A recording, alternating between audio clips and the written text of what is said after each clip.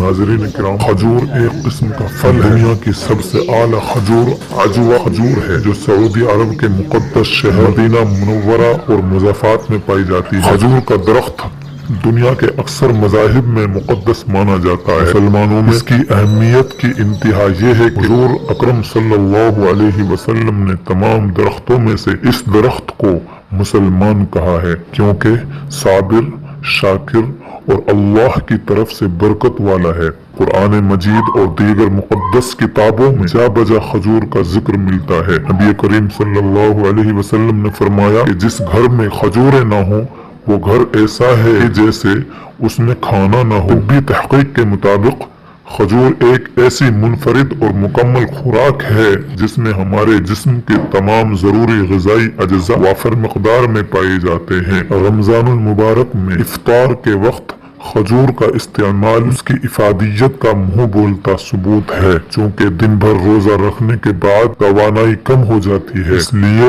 افطاری ایسی مکمل اور زود ہضم غذا سے کرنے کی ضرورت ہوتی ہے جو زیادہ سے زیادہ طاقت اور توانائی فراہم کر سکے، اور کھجور یہ تمام مقاصد فوراً پورا کر دینے کی اہلیت رکھتی ہے۔